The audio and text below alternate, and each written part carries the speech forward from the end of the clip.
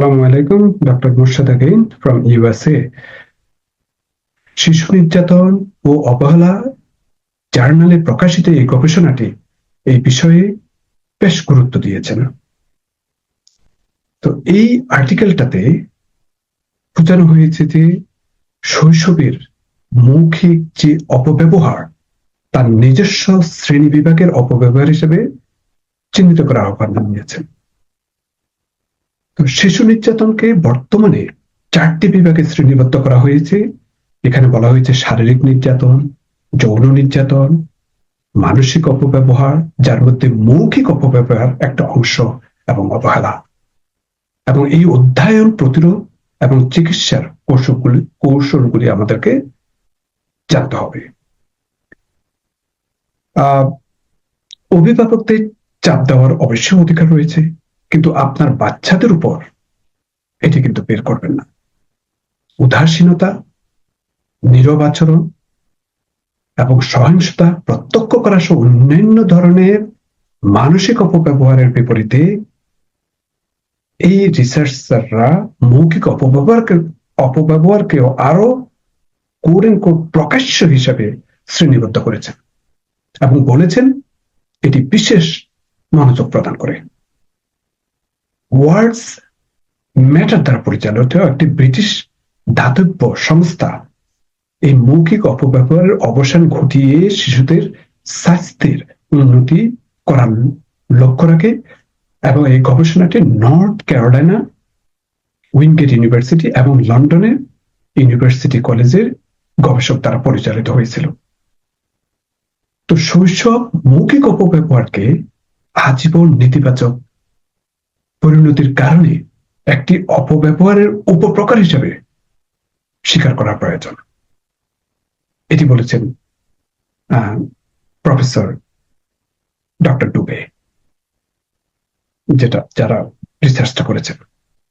এই গবেষণায় আরো বলা হচ্ছে যা বাবা, মা, শিক্ষক এবং প্রশিক্ষণের মতো প্রাপ্ত বয়স্কদের চিৎকারের প্রভাব অধ্যয়ন করে বেশ কয়েকটি গবেষণাপত্রের উদ্ধৃতি দিয়েছেন, যেগুলি শৈশবকালের মৌখিক নির্যাতনের দীর্ঘস্থায়ী প্রভাবগুলো মানসিক যন্ত্রণা যেমন বিষণ্ণতা এবং রাগ হিসাবে প্রকাশ করতে পারে, এবং বাহ্যিক লক্ষণগুলো যেমন অপরাধ করা, তারপর বিভিন্ন অপব্যবহার করা এবং শারীরিক স্বাস্থ্যের ফলাফল যেমন ওবেসিটি হওয়া, লাংস ডিজিজ হওয়া, এগুলোর উপর গুরুত্ব দিয়েছেন। শিশু নির্যাতনের হার মহামারী কোভিড বিধিনিষেধের শিথিল করা সত্ত্বেও এটি কিন্তু উদ্বেগ আকারে বেড়ে গিয়েছে। আপনার এই রিসার্চারের আরেকজন জেসিকা বন্ডি বলেছেন শৈশবের মৌখিক অপব্যবহারের প্রকৃত স্কেল এবং প্রভাব উপলব্ধি করার গুরুত্বের উপর উনি জোর দিয়েছেন। সমস্ত প্রাপ্তবয়স্করা মাঝে মাঝে এত ওভারলোড হয়ে যায় এবং অনিচ্ছাকৃতভাবে আমরা কিছু বলে ফেলি, এবং আমাদের সম্মিলিতভাবে কাজ করতে হবে এই ক্রিয়াগুলোকে চিনতে এবং প্রাপ্ত বয়স্ক দ্বারা শৈশবকালীন মৌখিক অপব্যবহার বন্ধ করার যাতে তৈরি করতে পারে, শিশুদের যাতে উন্নতি হতে পারে সেদিকে লক্ষ্য রাখতে হবে। এই সাম্প্রতিক গবেষণায় দেখা গেছে যে শৈশবের নির্যাতনে পরিবর্তন ঘটতে পারে এবং সেটি মানসিক, শারীরিক এর উপর প্রভাব ফেলতে পারে। 2014-এ ওয়ার্ল্ড হেলথ অর্গানাইজেশন এবং অন্যান্য আরো 4টি গবেষণাপত্রে উল্লেখ করেছেন এই গবেষণাটি।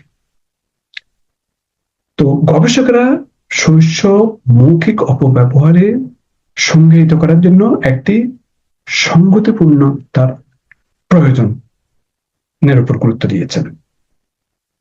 ওয়ার্ডস ম্যাটার আরো জানিয়েছেন যে প্রাপ্ত বয়স্কদের বাচ্চাদের সাথে কথা বলার সময় চিৎকার, অপমান, ডাউন বা নাম ডাকা এড়াতে উৎসাহিত করেছেন, এবং সেই সাথে সাথে কথা বলার আগে চিন্তা করা এবং ক্ষতিকর কিছু বলার পরে সন্তানের সাথে সুসম্পর্ক মেরামত করার জন্য বলা হয়েছে।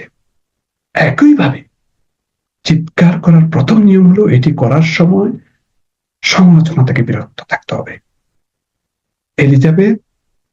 ডক্টর এলিজাবেথ অস্টিনের টেক্সাস বিশ্ববিদ্যালয়ে উনি মানব উন্নয়নের উপর অনেক গবেষণা করেছেন এবং 2019-এ CNN কে পিতামাতার অনুশাসন কিভাবে হবে এটির উপর একটি গুরুত্ব দিয়েছেন। তো তিনি যোগ করেছেন যে বাচ্চারা সম্ভবত কেবল হতাশা শোষণ করে এবং চিৎকারের উপাদান নয়, যখন কিছু শিশু চিৎকার করার জন্য ভিন্নভাবে প্রতিক্রিয়া জানায়। তো সুতরাং বাচ্চাদেরকে সবসময় যাতে ওভারওয়েলম যাতে করা না হয়ে থাকে, চিৎকার করে যাতে কিছু না বলা হয়ে থাকে, সুন্দর একটা সুসম্পর্ক যাতে ওদের সাথে বজায় থাকে সেদিকে খেয়াল রাখতে হবে, কেননা এটি অনেক তাদের শারীরিক এবং মানসিক প্রভাবের উপর প্রভাব পড়ে থাকে।